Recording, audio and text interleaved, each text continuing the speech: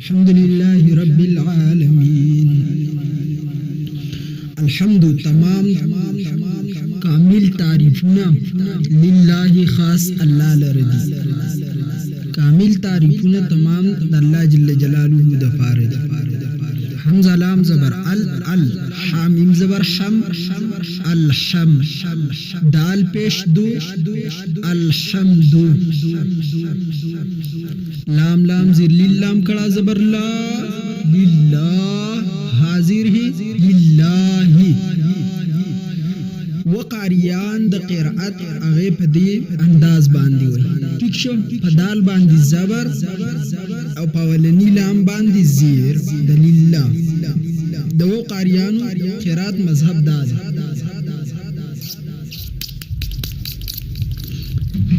حکومت کی بعض سے تیر شوی دی چاغا الحمدللہ وی او بعض سے تیر شوی دی چاغا الحمدللہ وی باسی زیا تخپلات کی چیشے ندر آغستے سشے دے آہا وزلته او حیران کن مسئله تاسو ذهن ته واچوي. الحمدلله الحمدلله الحمدلله الحمدلله. وقاریان چې د قرات کینو الحمدلله وي. څنګه ما پټکو باندې تاسو ته وایو یو نکته ده. بعض خلک تاسو ته قرآن کې اختلاف نشته. د قرآن د قرات وقاریان د دین هټ کر د نور قراتونه علماء کړل دي لکه سفیان بن عیینه رحمت الله تعالی علیه داغه به خپل قرات وای چې الحمدلله او وای چې فعل دلته مقدر دی او سو کوئی چې الحمدلله نو الحمدلله د قراتم پکې کې شتا دا خلک چې دې نزان خبر کوي.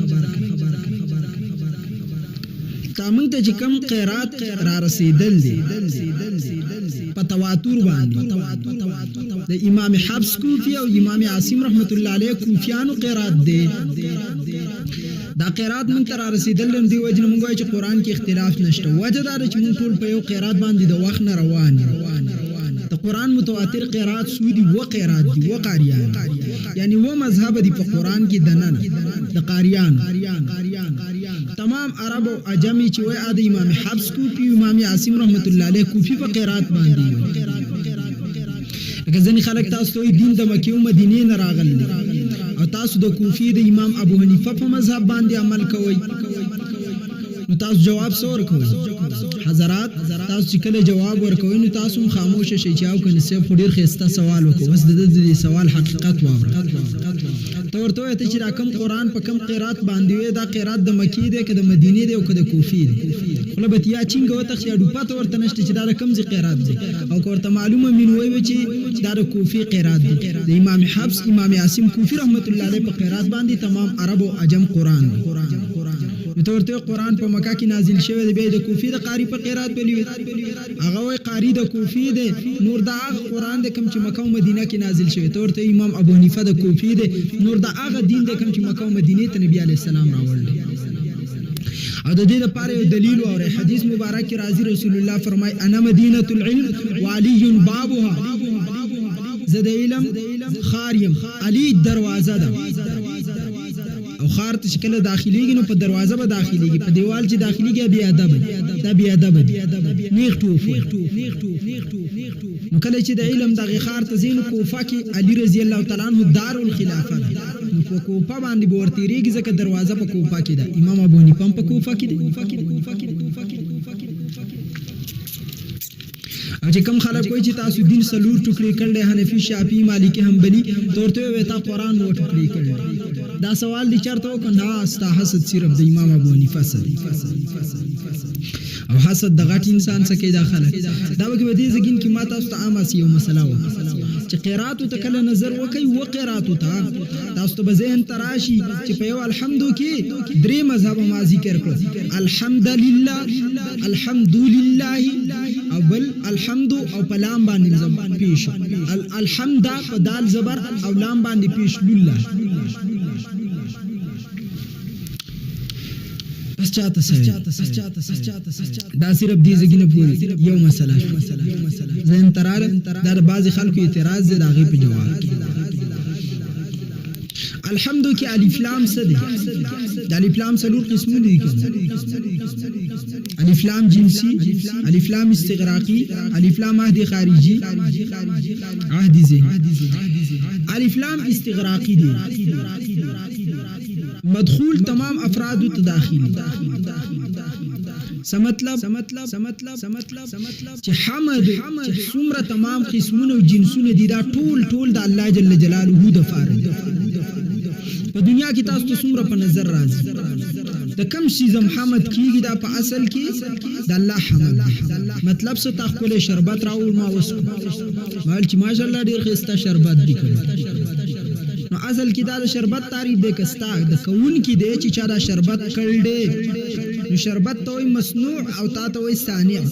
په دنیا کې چې څومره سدي دا مصنوع دي او صانع الله جل جلاله دی نو د مصنوع تعریف په اصل کې د صانع تعریف استغراقي دی ته استغراقي مطلب دا دی نو تمام حمدونه چې څومره قسمونه او جنسونه دي خاص د الله جل جلاله د پاره د حمد په مقابل کې کتا سو ګورئ چې شی راځي زم راځي او دویم د شکر په مقابل کې کفران راځي شکر او کفران ناشکری ته او حمد صفات ته زم بدای ته ټیک یو مطلب دا لیکن یاد ساتئ ذهن کې دا مسله واچوي چې بعضی وای الحمدلله دا د الله جل جلاله په صفاتونو په اوچتو افعالو د الله جل جلاله باندې حمد ادا کولای شي شکر لله شکر د الله جل جلاله دا د الله په احسان باندې ادا کولای شي لیکن بعض علماء چې دا قول ټیک نه دي ځکه دا علماء عرب چې کم عربي زبان پیژني دا غو اتفاق دی چې د شکر په ځای باندې حمد او د حمد په ځای باندې شکر راوړي شي یعنی په دوانو کې عموم خصوص مطلق عموم خصوص نسبت دی په مابین کې عموم او مخصوص دی په مابین کې د شکر په ځای کله حمد راوړي شي د حمد په ځای کله شکر راوړي شي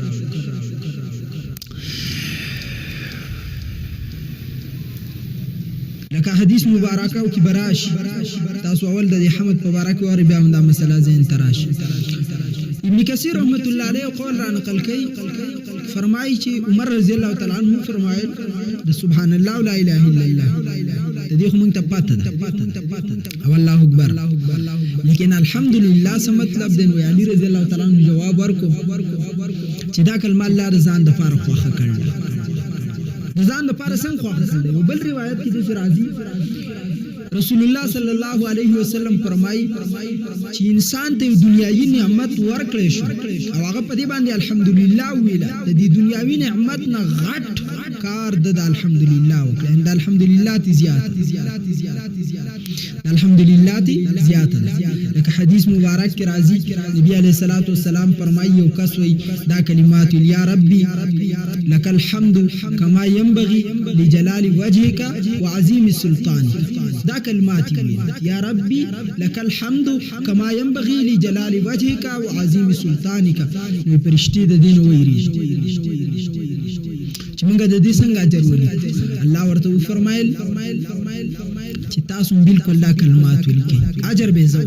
یعنی تاسو د کلمات ولیکئ چې د بنده ویل یا ربي لك الحمد كما ينبغي لجلال وجهك وعظيم سلطانك او تاسو څه پته لګي علامه قرطبي رحمت الله علیه بارک راضي هغه روایت را نقل کړل چې الله انسان ته دنیاي نعمت ورکړي دا دومره لوی نعمت نه دی لکه څومره چې الله دته په دې باندې د الحمدلله ویلو طاقت ورکړي توفیق ورته ورکړي د الحمدلله ویلو توفیق الله دې بنده ته ورکړي دا ډیر وی الله د دې احسان موسی علیہ السلام وی تور ته نو لار کې یو مالدار سړی و دا غبا موسی ته چارته زم کوی تور ته د الله دیدار لګ توري سینا ته اورته الله نه تفوس وکړي چې ستایو بنده دې اغله تاډیر مال ورکړي آی کومول غواړي سم چالو موسی علیہ السلام ورته ټیک ده مخ کې لاړ یو زړه اذان د دینامې پوری په خاورو کې پټ کړل موسی علیہ السلام ته وای چارته زی وی کوي توري سینا ته د الله خواته سم خبرو لزم وی د الله نه تفوس وکړه چې ستایو بنده دې او داغه صحیح سم نشته سب چالو کې چې ته ول مال ورکړي کله چې موسی علیہ السلام را واپس شو راغه باغ والاتی تفوس زما بارک درته الله سوي موسی علیہ السلام ورته فرمایي الله او فرمایل چې د توایا ته زمانہ شکر وکا چې کله ته زمانہ شکر وکي زمانہ د شي زونه والا مال بدی کم شي او زه پاګنیم چې نا شکر کوم د الله خو شکریا ادا کوم چې ماته په دې باندې راکړي ما درته بدی بسویل چې حمد د الله شکر د الله په نعمت باندې کړو چې هغه الله ډیر زیات بیا راغه کوم چې خاور کې ځان پټ کړو لباس ور سره جسم د پټولو د پاره نو او ورته موسی زما بارک درته الله سي حضرت موسی علیہ السلام ورته فرمایي الله او فرمایل چې د توای چې ته ما شکریا ادا کوو زبردار کو عموما چا څه دنیايي نعمتونه نه نو هغه ناشکری کوي اکثر دی وجه ول الله نه وایي نو دا هغه ناشکر او خلیق بنا شکریا عادت او یو خبره وکړه ما ته الله را کړی سدي چې زی شکریا پی ادا کړ الله یو تیز باد هوا را وستا او پاکه مخاورو کې چې خپل عورت پټ کړو هغه هم تی پاسه وری خالی پرې مار قرطبی په قول بس ویل چې دنیا کې تعالی الله غاړه درک دا دومره لوی نعمت نه دی لکه تعالی چې الله په دې غاړي باندې د الحمدلله ویلو توفیق درکو نو دا کلمه الله جل جلاله د ځان د پاره خواخه کړل د دین ثابتېږي ابن عباس رضی الله تعالی عنہ فرمایي چې الحمدلله د شکر کلمه ده کله چې بنده دا وایي نو الله وایي چې بنده زما شکر ادا کړي لکه حدیث مبارک کې راځي ابو هريره رضی الله تعالی عنہ روایت را نقل کړي چې کله بنده وایي په مسکه الحمدلله رب العالمین الله فرمایي حمدنی عبدی زما بنده زما حمد ادا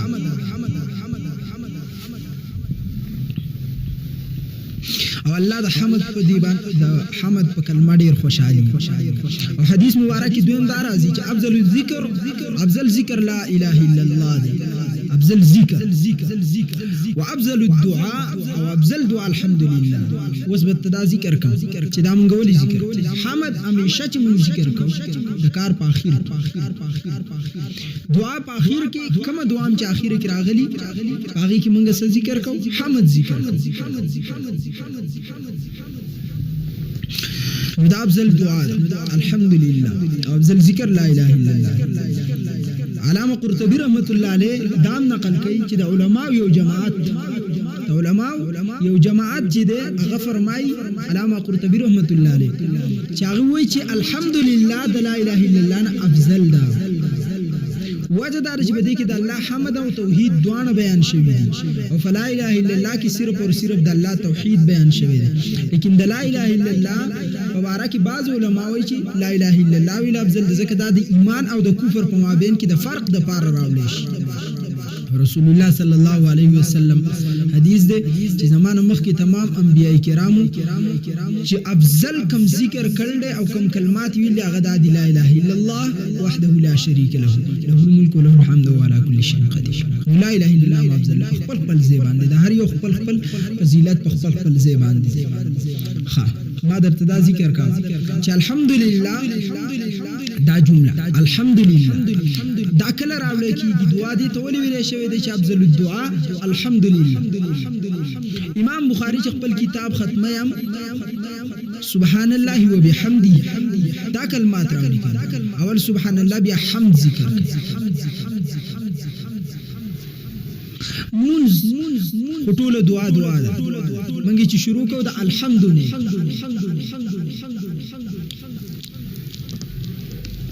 لیکن کله چې امام غلط یا بس منګ الحمدلله نه وای منګ بس دا الحمد بجای سبحان الله وجه سبحان الله معنا ده الله چې دی هغه پاک دی الله پاک دی د نقص او د نسیان نقص کمی ته وي نسیان هېری ته وي او مولوی صاحب تر دویم رکعت نه پاسې دی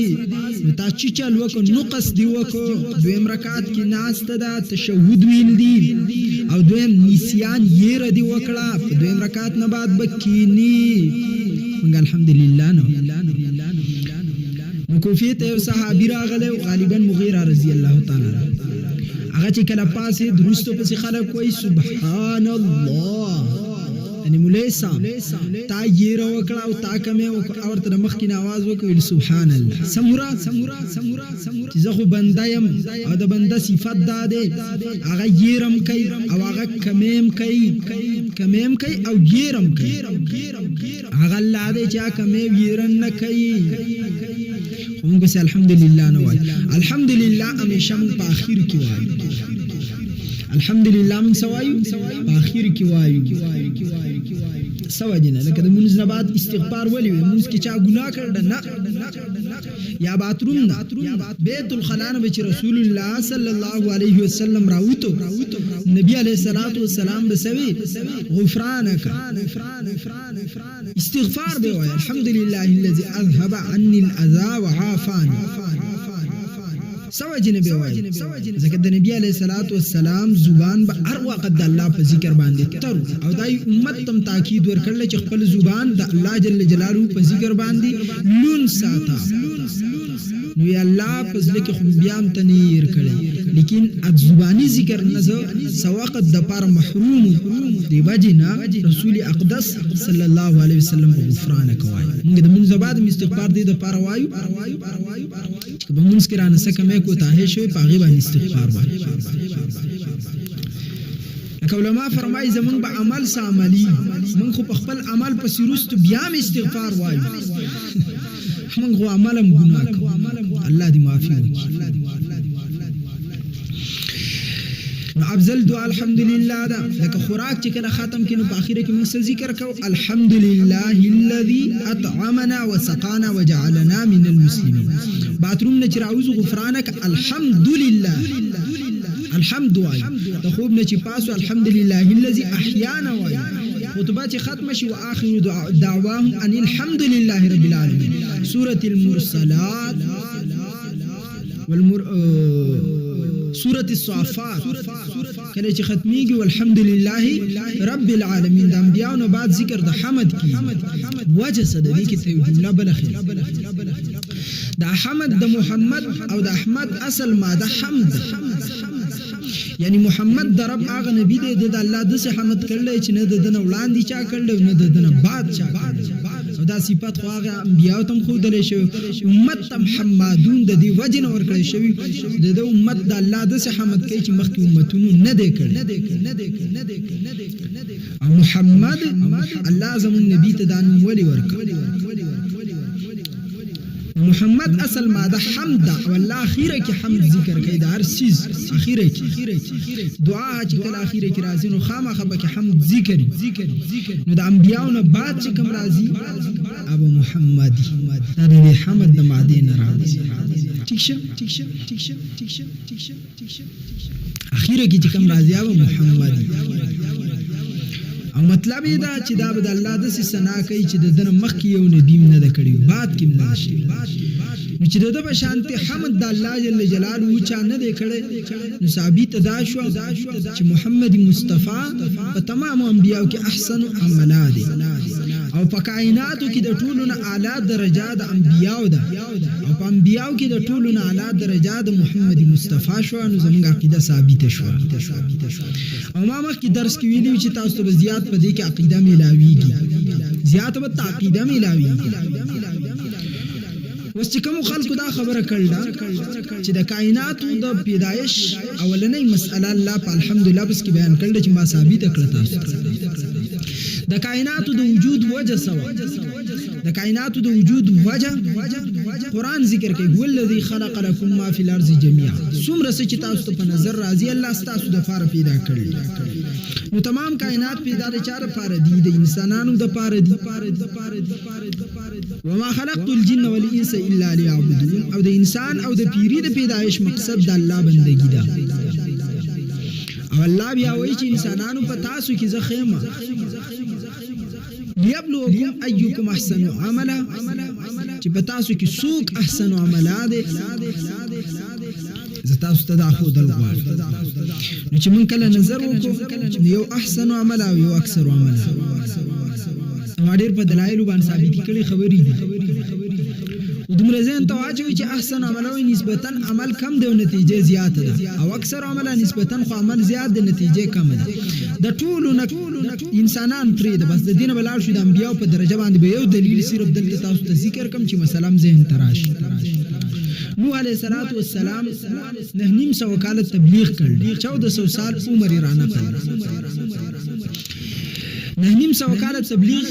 اپینځات یا کسان مسلمانان کړل نو 900 نسبتا زیات زندگی ده لیکن نتیجه پینځات یا کسان دي ته اکثر عملات چې نسبتا عمل خو زیات دي لیکن نتیجه کم ده د تمام انسانانو نه عام انسانانو نه صحابانو د نوح علیہ السلام درجه ډیر اعلی لیکن زه د انبیاء په مقابله کې او چې دویم طرف ته مونږ کله رسول الله وکړو نو دریش کاله تبلیغ کړل او 1,40,000 کم به صحابه کرام تیار کړل دي دنیا ته ور کړل نو نسبتا دریش کاله ډیر کم عمر دی لیکن نتیجه د لاکو زیات صحابه کرام تیار ول دي دنیا ته ور کول دي ته وای احسن عملا او قران سوی احسن عملا مطلوب شریعت سوی احسن عملا مطلوب دی زين تراله دوی د تمام انبیاء مثال وایي 1,24,000 انبیاء راغلي حدیث مبارک نبی علیہ السلام فرمای اهل الجنه 120 صفه جنت والا به یوصل شل صفه 80 هذه الامه اتیا صفونه به زماده دی امتی او باقی صفونه به د نور انبیاء د امت یو سلسل صفونه کې سلويخ صفونه د باقی انبیاء د امت دي او اتیا صفونه صرف اور صرف د نبی علیہ الصلوۃ والسلام د امت درش کال تبلیغ او نتیجه اتیا صفونه او زرګونه کلونه دنیا پیدا شوی د آدم نه تر عیسی پورې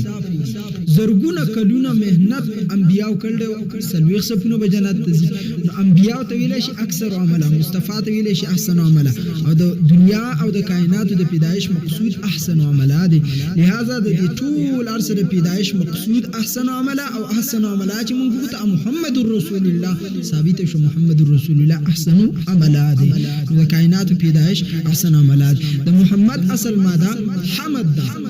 الله د قران شروع د دینه کړل دین اشاره ده ک کائنات ما پیدا کړل دي مراد می محمد رسول الله دی داول نه چې ما کائنات پیدا کول مراد می محمدی مصطفی صلی الله علیه وسلم حدیث کې مدارج آدم علیه السلام نه کله خطا ورته اجتهادي ګناه ورته نه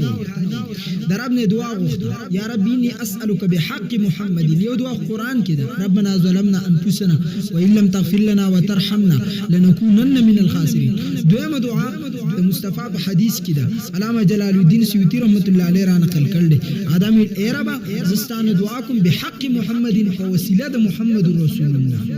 ان تغفر لي چې تمات بخنه الله ورته فرمایي کې عربت محمدن ولم اخلق ما خلا محمد پیدا کړي نه دي تاسو څنګه وپیژان